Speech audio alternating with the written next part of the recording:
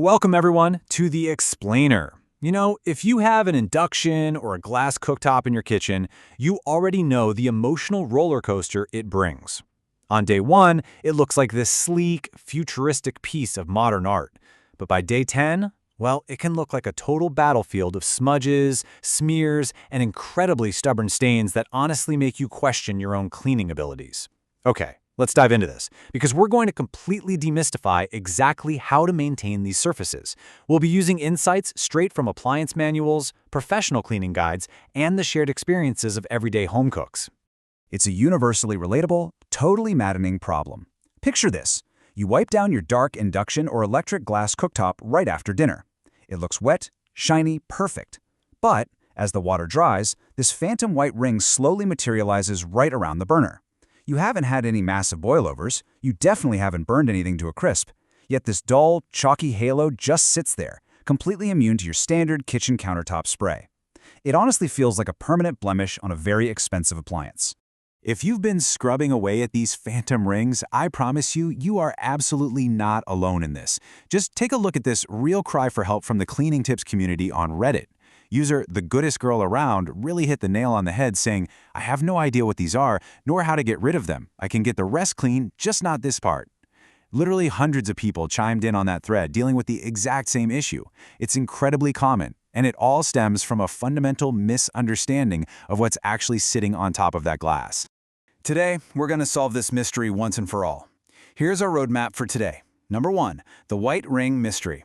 Number 2, the ultimate cleaning solution. 3, stains versus real wear.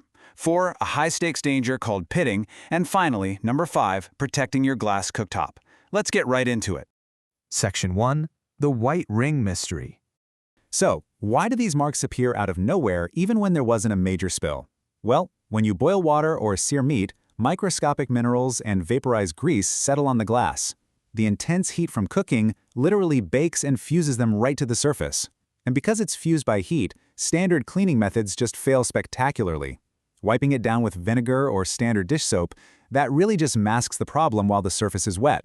And whatever you do, avoid aggressive scrubbing with heavy-duty scouring pads. That is exactly what you shouldn't do, as it'll cause irreversible damage. Section 2. The Ultimate Cleaning Solution. So, the crucial point is how the professionals actually handle this. According to cleaning guides and official GE manuals, they use a specific, manufacturer-approved method. Wet, scrape, polish. Step 1. Wet the surface completely. This is key because water reduces friction. Step 2. Take a single-edge razor scraper and hold it flat at a very shallow 45-degree angle. You want it to just glide smoothly across the ring without digging into the glass. And Step 3. Apply a specialized glass cooktop polish with a soft cloth. And remember, polish the glass, do not scrub it. Now, while that razor method is completely manufacturer-approved, there are a few common household items you must absolutely never let near your cooktop. According to professional cleaning guides and the actual GE owner's manual, using abrasive sponges or cleaning powders will permanently scratch the glass. Period. Things like bleach, oven cleaners, and high ammonia products, those can permanently cloud the surface or leave terrible streaks. Oh, and surprisingly, standard window cleaner is a really bad idea too. It often leaves this weird iridescent film on the cooktop that takes some heavy polishing to get off. Stick to the razor and a proper ceramic polish. Section 3. Stains versus real wear. Okay, but what happens if you try that razor method and the stubborn white ring is still there? Well, it's time to understand the crucial difference between a dirty stove and a worn-out stove. We're talking residue versus physical wear. On one hand, we have residue, things like fused starch, grease, or minerals. That fades immediately when scraped. On the other hand, we have abrasion.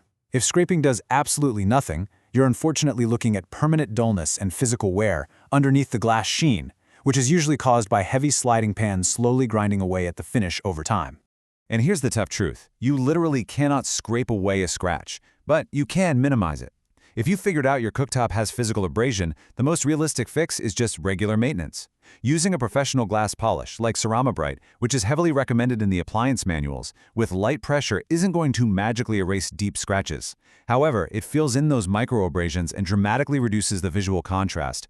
It essentially makes those cloudy rings of wear far less visible to the naked eye, even if the glass isn't technically perfect anymore. Section 4. The Permanent Danger. Pitting. Now, what's really interesting about this slide is that it introduces a high-stakes twist that goes way, way beyond a simple scratch. This phenomenon is called pitting. Pitting isn't just a stubborn mark or a scratch. It's literally missing glass. It happens when small craters or chips are permanently ripped out of the surface. Once this happens, the structural integrity is completely compromised, and manuals clearly state the cooktop glass must be entirely replaced. 99%. So what causes this catastrophic damage? According to the experts over at Tom's Guide, 99% of pitting cases are caused by a single, seemingly innocent pantry item. It's not from dropping a heavy cast iron pot, and no, it's not from using the wrong chemical cleaner. The absolute main culprit behind cooktop pitting is actually hot sugar. The chemistry here is honestly terrifying for anyone who loves making homemade jam, fudge, or caramel. Whirlpool and GE manuals both issue super strict warnings about this. When hot, molten sugar splashes onto the relatively cooler glass of the cooktop, like right outside the burner zone, it cools down and solidifies instantly. It bonds so incredibly firmly to the glass surface that when the sugar shrinks as it hardens, or when you later try to aggressively wipe it away, it literally takes chunks of the actual glass right out with it. The sugar essentially fuses to the glass at a molecular level. Section 5. Protecting your glass cooktop. And this brilliantly illustrates exactly how to protect your appliance going forward. You really want to adopt these daily habits. First off, always lift your pans instead of sliding them. Second, and this is absolutely critical, clean any sugary spills immediately while they are still warm. Be careful, use oven mitts, and grab your scraper. Also, make it a habit to wipe down the surface after every single use. Always check the bottoms of your pans for grit, especially cast iron, and maybe even consider using induction-safe silicone mats. By understanding the difference between fused residue and physical wear, keeping a razor scraper handy, and treating hot sugar like the absolute hazard that it is, you can keep that glass cooktop looking brand new for years. It really doesn't have to be a daily source of frustration. So, knowing the hidden dangers of hot sugar and the slow wear and tear of sliding pans, will you look at tonight's dinner prep just a little differently? Thank you so much for joining me for this explainer, and happy, safe cooking.